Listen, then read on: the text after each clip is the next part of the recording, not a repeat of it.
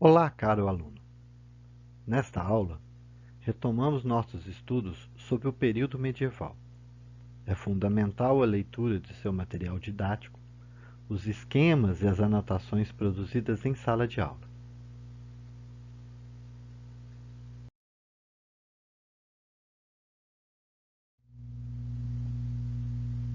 O tema principal dessa aula é a sociedade feudal. Abordaremos a origem da sociedade medieval, suas estruturas, a pirâmide social, as relações de fidelidade do período e a distribuição populacional dentro do feudo. Ao final da apresentação do conteúdo, há 2 exercícios propostos sobre o tema de nossa aula de hoje.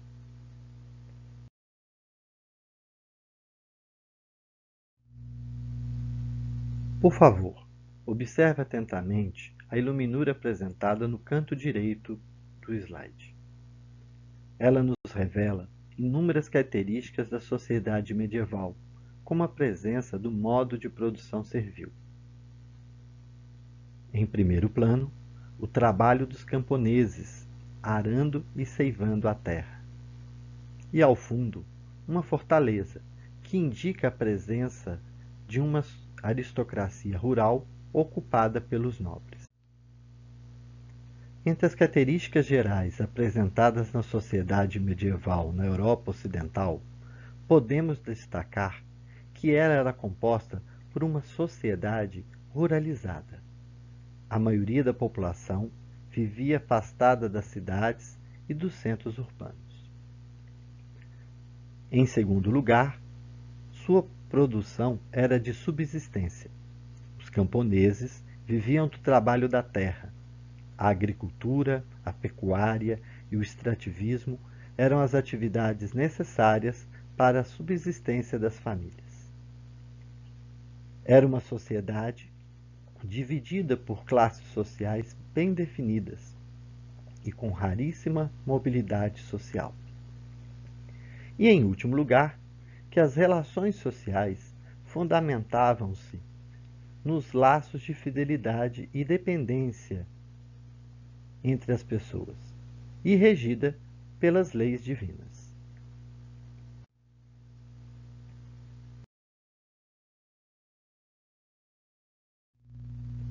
A citação do bispo francês Aldebaran de Leon, que viveu entre os anos de 977 e 1033 d.C., exemplifica como era a divisão da sociedade feudal.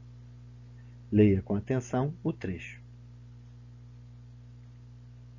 Tradicionalmente, a sociedade do período medieval era dividida em 3 ordens: o clero, religiosos católicos, os nobres, senhores feudais, e os servos, trabalhadores rurais e urbanos. É importante destacar que judeus, muçulmanos e pagãos eram excluídos e não tinham direitos ou deveres, sendo assim marginalizados.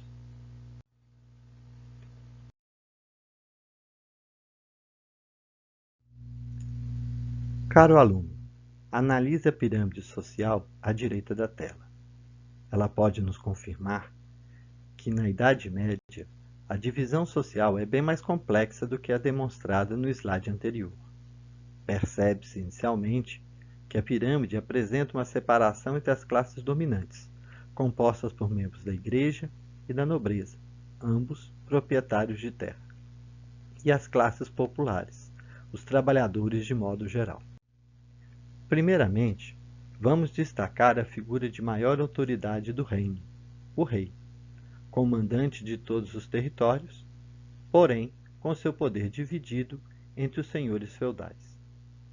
Abaixo do rei vinham os membros do clero, que por sua vez era dividido entre o alto clero, o médio clero e o baixo clero. O alto clero era composto em sua maioria de origem nobre. Por tradição, o primogênito de uma família nobre, rica, além de receber o feudo, também recebia os títulos de seus pais como herança. O destino natural dos outros filhos era o ingresso na igreja onde receberiam uma educação através da compra de cargos religiosos. Assim, se tornavam bispos, cardeais e o Papa. O médio clero era, na maioria, a autoridade máxima entre as ordens religiosas, como priores, as cúrias e as madres superiores. Os membros do baixo clero eram provenientes de famílias de plebeus. Não possuindo recurso para sua manutenção, abandonavam seus filhos e órfãos nas portas de mosteiros e paróquias. Ocupavam os cargos de monges, frades, freis, freiras e padres, ajudando nas obras da igreja, como escolas, hospitais, leprosários, universidades. Entre a nobreza, há uma distinção entre nobres de sangue ou nobres de espada, que recebiam um título de duque, conde, visconde, barão ou marquês, todos proprietários de terras, senhores feudais. Todavia, os nobres de lei ou nobres de toga recebiam seus títulos outorgados por decretos reais, por seus feitos servidos e prestados à coroa. Para ilustrar melhor, acredito que todos devam conhecer ou ouviram falar de personalidades como David Beckham, os Beatles, o ator Sean Connery, que receberam na Inglaterra os títulos de cavaleiros da Rainha Elizabeth, por representarem seu país com notoriedade mundial. Entre o grupo dos servos, existia também uma subdivisão social. Assim temos os vilões, pequenos e livres proprietários de terras, que dependiam da proteção militar de seus senhores feudais para sua segurança. Os camponeses, que representavam cerca de 90% da população, trabalhando a terra para o sustento de suas famílias, da igreja e dos nobres. Havia ainda os burgueses, que eram os trabalhadores urbanos, como artesãos, comerciantes, banqueiros, mercadores, feirantes. E por último, os escravos, que normalmente eram prisioneiros de guerras, assassinos, bandidos, mendigos, pedintes, que não estavam presos a laços de servidão. Contudo, trabalhavam pela própria sobrevivência.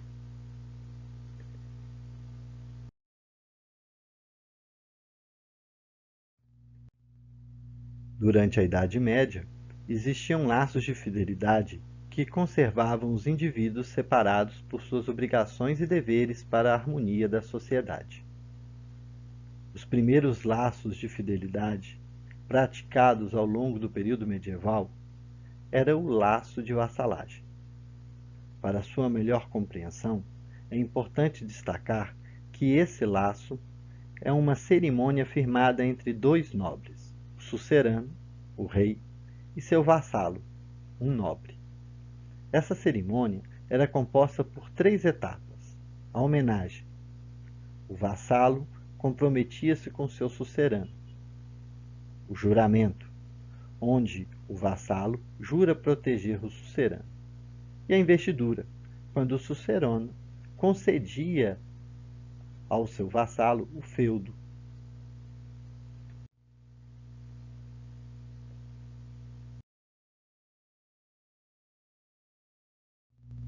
Os laços de servidão, ou laços servis, são laços de dependência entre o nobre e seus servos. Os servos prestam obrigações ao seu senhor de terras ou à igreja pelo direito do uso e fixação na propriedade feudal. Se o feudo é de propriedade de um nobre, o servo deve prestar juramento a um senhor feudal.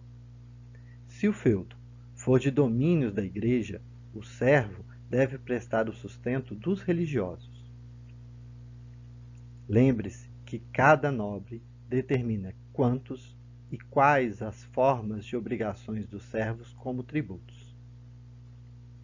O pagamento dessas obrigações podem ser oferecidas em 3 modalidades: na prestação de serviços, na produção ou de forma monetária. Podemos enumerar como obrigações servis a corvéia, a hospedagem, a talha, as banalidades, a passagem, a captação, a mão morta, o dízimo, formariagem e o serviço militar. Recordemos que cada nobre determina quantos e quais obrigações de acordo com os costumes regionais. Nem todos os senhores feudais cobravam esses impostos necessariamente. Em diferentes partes da Europa variavam-se as ações feudais.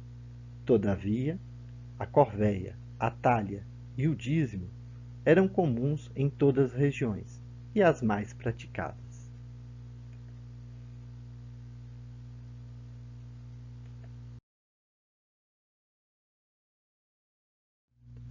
Observe a ilustração. Ela demonstra como era um senhorio medieval, o feudo. O feudo era uma grande propriedade de terra sob o domínio de um senhor feudal, um nobre, ou da própria igreja. O feudo é dividido em 3 grandes porções: o manso senhorial, o manso servil e o manso comunal. O manso senhorial, os produtos dessa terra pertenciam exclusivamente ao senhor. Nelas trabalhavam os servos e outros camponeses, que produziam de acordo com as necessidades da família do seu senhor. O manso servil, terras destinadas aos servos. Nelas, os servos produziam o que era necessário para a sua sobrevivência. O manso comunal, ou também chamado de manso comum, os produtos retirados dessa terra eram elementos para servir a todas as classes sociais: florestas, pântanos, campos, bosques, celeiros, fornos, estradas, lagos, rios, moinhos, pontes. Todas essas regiões eram utilizados pelas 3 ordens sociais.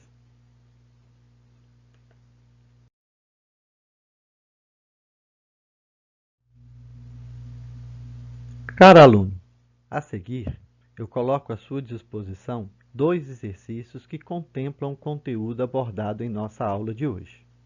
Atenção! Faça com calma e, se necessário, reveja a apresentação. Você também pode recorrer às suas anotações e à apostila.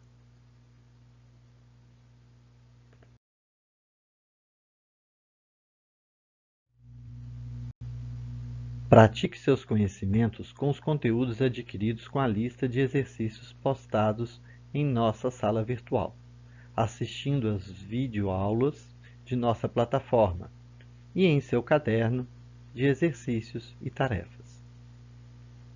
Obrigado por sua atenção e até a próxima!